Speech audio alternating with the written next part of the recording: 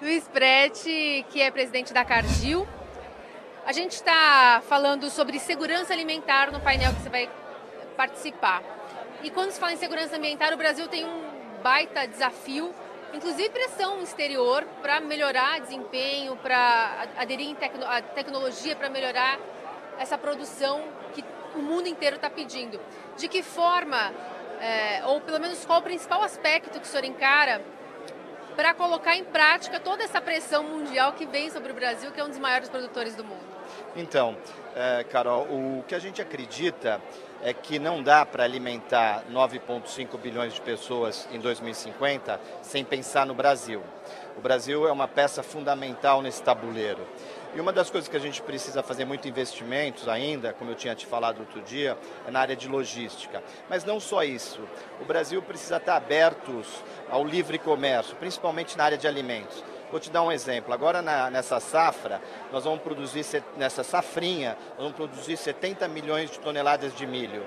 Vamos supor que os Estados Unidos ou algum outro país tenha a quebra disso. De safra. Então é importante para a segurança alimentar que esse excesso de grãos que existe aqui no Brasil, ele seja colocado fora de maneira eficiente. Então o que a gente acredita muito é que os países possam se complementar. E é isso que a Cargill tem como missão.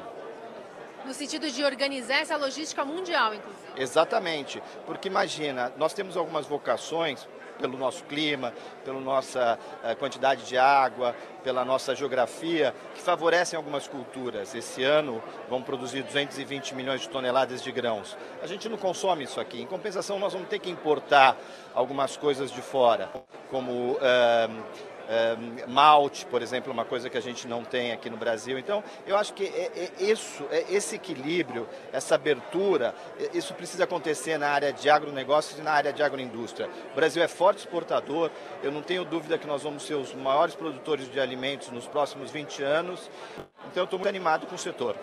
E quando a gente fala em transporte, também está incluso nesse processo o desperdício de quase 30% do que a gente produz. De que forma no transporte a gente pode melhorar isso? Dá um exemplo prático. Exemplo prático. Em fevereiro de 2017, nós temos a BR-163. Ela tem um trecho que ainda não terminaram um asfalto. Se não me engano, são 160 quilômetros de terra. Nós tivemos 4.000 caminhões de soja parados durante 2 semanas. Isso, além de ter desperdício, tomando chuva, perde o produto, perde a qualidade do produto, fica mais caro para o produtor, fica mais caro para a empresa como uma trading, como a Cargill, fica mais caro para o consumidor. É um perde-perde absoluto. E quem paga isso no final somos nós brasileiros. Isso é realmente um grande desperdício.